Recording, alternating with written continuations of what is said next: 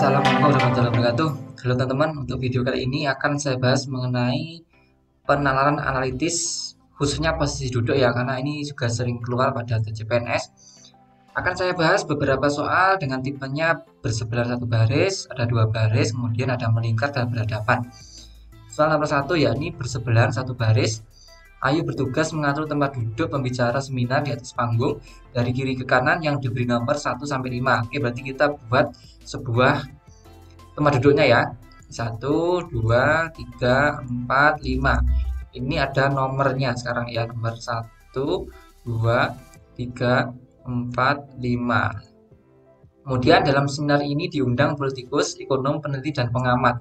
Jadi ada tugasnya ya, jadi nanti tempat duduknya masing-masing tugasnya seperti apa. Kemudian ada nama para pembicaranya ya, termasuk moderator adalah Bima, Cantika, Dharma, Ela, dan Fakih. Berarti ada juga 5 sebagai namanya. Ini sebenarnya satu baris ya, namun ada nomornya, tugas, dan namanya. Nah, sebenarnya untuk tips posisi duduk itu atau tips dari penalaran analitis semua soal itu, kerjakan dulu syarat yang bersifat pasti. Jadi nanti akan syarat yang lain akan mengikuti.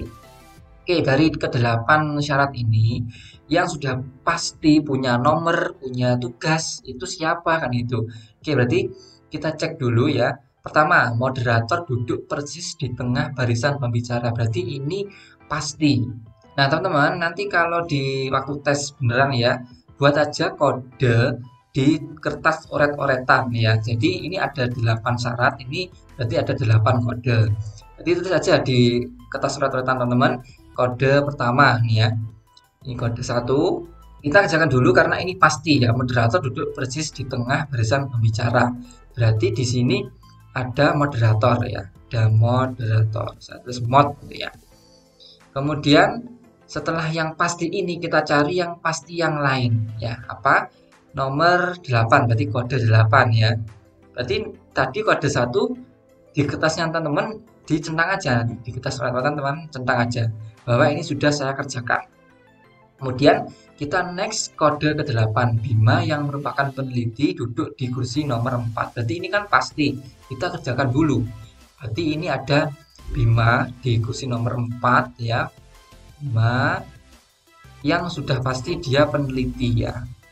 Peneliti. Oke. Jadi ini centang di kertas oret-oretan teman-teman, centang nomor 8. Berarti sudah dikerjakan biar nggak lupa nanti ya. Oke, sekarang kita cari yang pasti lagi yang juga berkaitan dengan nomor 8 ini ya, berkaitan dengan peneliti. Yang ada clue peneliti sekarang ada nomor 5 di kode nomor 5 ini ya. Ekonom dan peneliti duduk di sisi-sisi sebelah moderator. Nah, sekarang sudah pasti bahwa Bima peneliti ya, maka tinggal ekonom ya. Tinggal ekonom ini yang duduk di sisi sebelah moderator. Apakah ekonom duduk di sini di nomor 4? Tidak mungkin.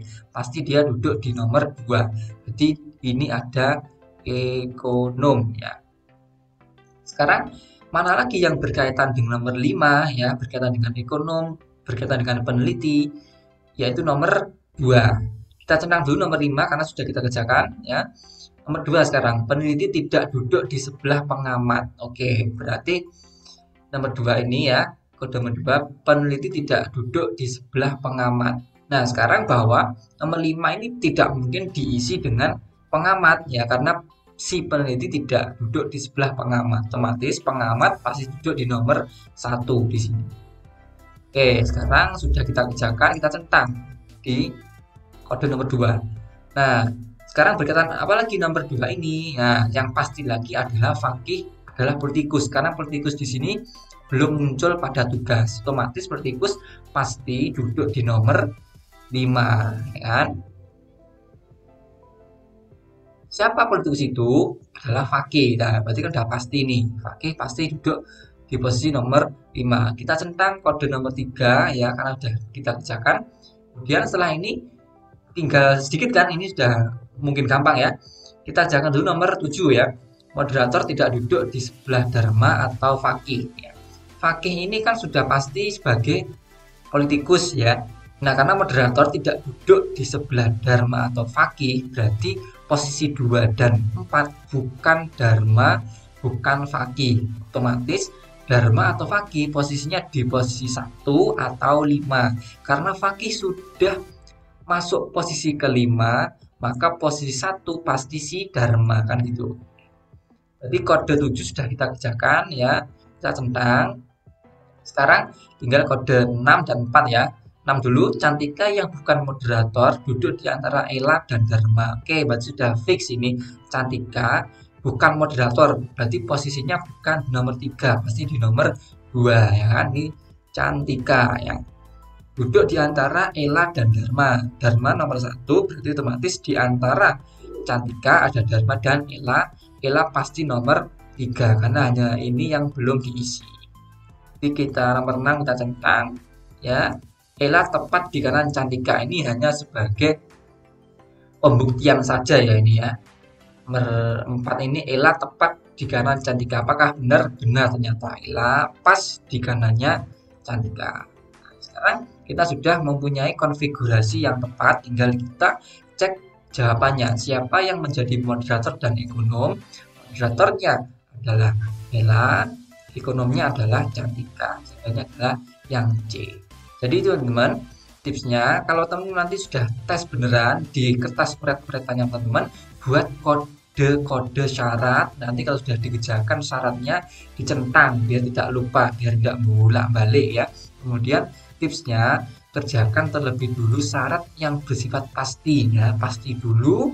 Kemudian ya, kerjakan lagi yang berkaitan dengan syarat yang sudah dikerjakan, yang sudah pasti tadi ya. Jadi akan berurutan, nanti akan ketemu jawabannya.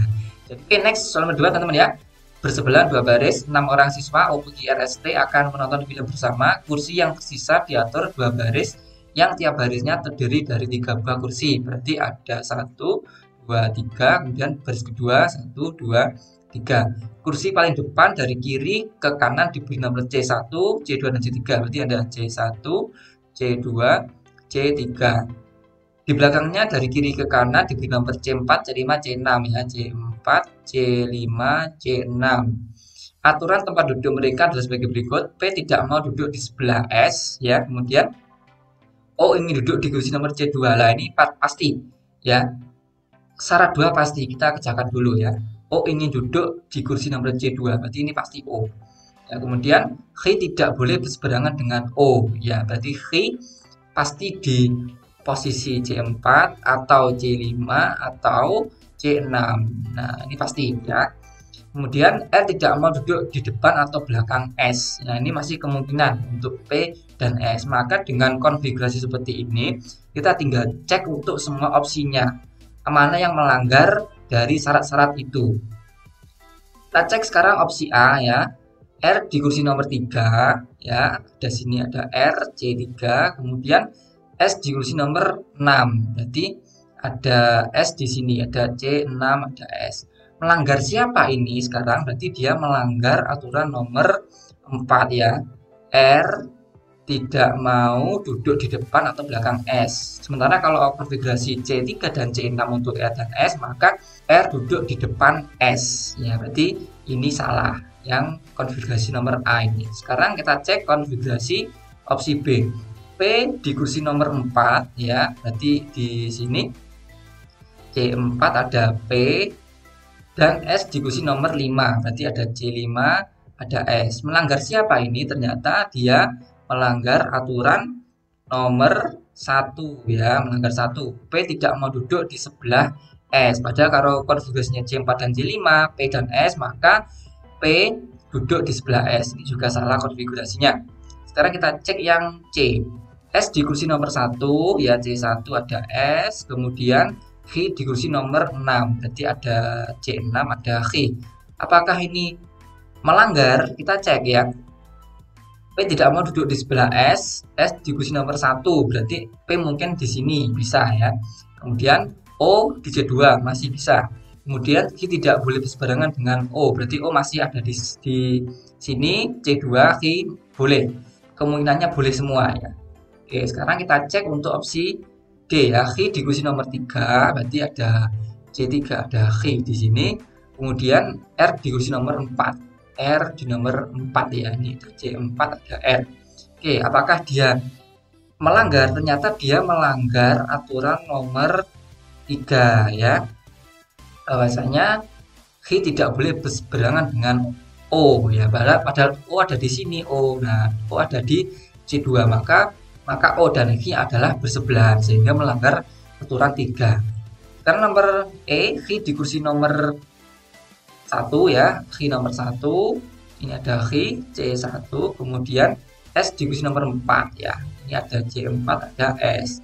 Sekarang dia melanggar siapa? Kita juga melanggar aturan nomor 3, bahwasanya H tidak boleh bersebelahan dengan O. Padahal di sini C2 ada O, maka juga tidak boleh untuk opsi E dan D karena semuanya melanggar aturan nomor 3. Berarti jawabannya adalah yang C ini ya, yang tidak melanggar syarat-syaratnya. Jadi teman-teman ya, bisa juga ditinjau dari masing-masing opsi jawaban ya, kalau masih banyak kemungkinan dari syarat-syaratnya. Jadi itu kuncinya untuk pengerjaan posisi duduk. Ini soal bersebelahan 2 baris. Kita next. Sekarang ada berhadapan ya. Oke, berhadapan ada 4 orang yang bernama Gunawan, Hendra, Radit, dan Joko. Umur keempat orang itu tidak berurutan, adalah 18, 19, 21, dan 22 tahun. Keempat orang itu duduk mengelilingi meja persegi 4 dengan setiap orang pada setiap sisi meja. Oke, berarti ada kotak persegi 4 ini ya. Ini, kemudian syaratnya Gunawan duduk berhadapan dengan orang paling muda ya. Sedangkan Hendri duduk berhadapan dengan orang paling tua. Oke, kita kerjakan dulu yang Gunawan dulu ya. Duduk berhadapan dengan orang yang paling muda. Berarti di sini ada Gunawan ya, ada G, saya singkat G. Ini Gunawan. Ini berhadapan dengan orang yang paling muda. Berarti di sini ada siapa nggak tahu kita ya. Paling muda berarti ada umur 18 tahun di sini ya. Nah, sekarang syarat kedua, sedangkan Hendri duduk berhadapan dengan orang paling tua. Berarti saya taruh aja Hendri di sini ya. Hendri ini nggak tahu berapa tahun ya. Ini juga nggak tahu berapa tahun. Gunawan ini berhadapan, Hendri ini berhadapan dengan orang paling tua. Ini saya nggak tahu siapa, tapi umurnya 22 tahun ya, pasti 22 tahun karena dia paling tua. Sekarang syarat kedua, ini sudah kita kerjakan. Posisi duduk Radit terletak di sebelah kanan orang yang paling muda. Nah, oke, berarti orang paling muda kan di sini 18 tahun ini ya. Sebelah kanannya siapa ya kan itu? Berarti Radit. Di sini ada Radit ya. Ada R. Karena ini kirinya dia ya. Ini kanannya dia ya. Oke, berarti Radit ada di posisi yang atas ini. Berarti Radit paling tua, 22 tahun. Oke ya, jadi setelah ada syarat bahwa posisi duduk Radit terletak di sebelah kanan orang yang paling muda, nih ya, ada syarat lagi bahwa Radit juga terletak di sebelah kiri orang yang berumur 19 tahun. Oke, berarti karena di sini adalah kanan ya, ini adalah kiri, maka Radit ini letaknya di sebelah kiri dari Gunawan. Jadi Gunawan umurnya adalah 19 tahun. Oke, berarti kita tinggal mengisi slot orang ini ya. Siapa ini yang belum terdaftar adalah si Joko. Jadi ini adalah Joko. Kemudian slot umur ini yang belum adalah umur 21 tahun. Jadi kita sudah punya semua konfigurasinya ya. Gunawan, Radit, Joko, Hendri dengan umurnya masing-masing. Sehingga untuk jawabannya adalah yang duduk berhadapan dengan Joko adalah otomatis ini adalah Gunawan berhadapan. Radit pasti bukan, Hendri juga pasti bukan. Kemudian opsi D, orang yang umurnya 18 tahun juga bukan. Ini karena adalah si Joko. Kemudian orang yang umurnya 21 tahun juga bukan karena ini adalah si Hendri. Kebetulan si Hendri juga tidak berhadapan dengan Joko ya. Otomatis jawabannya adalah yang A, Gunawan berhadapan dengan Joko. Jadi itu teman-teman ya, cara pengerjaan dari soal posisi duduk berhadapan. Nomor terakhir ya, melingkar. Pada satu rapat dihadiri 8 orang, yaitu Alpha, Beta, Charlie, Delta, Eta, Fluo, Gamma, dan Hydro. Mereka duduk pada meja bunda dengan ketentuan sebagai berikut. Berarti kan ada ini ya, ada melingkar ya, berarti di sini ada 1, ada 2, ada 3, ada 4, 5, 6, 7, 8. Oke, berarti kita punya konfigurasi seperti ini ya. Syaratnya eta duduk berseberangan dengan alfa. Ya, berarti kita buat aja ya, ini ada eta berseberangan dengan alfa. Sekarang ada dua istilah ya, ada berseberangan, ada berhadapan. Jadi kita anggap aja kedua istilah ini ada sama ya. Tadi lurus ya, lurus tidak boleh berbelok. Ya, ini artinya berhadapan dan berseberangan, lurus. Kemudian fluo duduk di antara hidro dan Charlie ya, berarti kita harusin aja si fluoro F di antara hidro dan Charlie. Oke, sekarang Charlie dan delta duduk berhadapan, berarti C karena dia lurus ke sana ya, lurus ke sana, maka ini ada si delta ya. Sementara itu hidro duduk terpisah dengan alfa tepat di jeda 2 orang. Berarti sudah benar ya, hidro ada 2 orang F dan C, ada alfa. Nah, sekarang bila fluo dan beta duduk berseberangan ya, berarti ada berseberangan di sini ya, berarti di sini ada si beta ya. Nah, maka pernyataan di bawah ini yang benar adalah oke, berarti karena fluo dan beta duduk berseberangan ya, maka di sini hanya ada si gamma ya. Berarti konfigurasinya adalah seperti ini. Kita cek satu-satu. Eta berhadapan dengan gamma. Salah karena eta berhadapan dengan alfa. Fluo duduk di sebelah eta. Salah karena fluo di jeda 1 orang dengan eta. Salah juga ya. Charlie duduk di sebelah gamma. Salah karena Charlie duduk di sebelah alfa dan fluoro ya. Salah juga. Sekarang beta duduk di antara gamma dan delta. Oke, berarti ini mungkin benar ya, delta dan gamma. Ini benar. Gamma duduk di antara alfa dan Charlie. G duduk di antara A dan Charlie. Salah. Padahal gamma duduknya di sebelah si alfa. Salah. Jawabannya adalah yang B ini. Jadi teman-teman ya, cara mengerjakan untuk soal melingkar ini mungkin lebih mudah karena melingkar ya. Berhadapannya juga mudah, ya, bersebelahnya juga mudah, syarat-syaratnya juga lebih mudah untuk melingkar. Oke, jadi itu teman-teman ya, cara pengerjaan dari soal posisi duduk. Ada 4 tipe yang saya berikan di sini.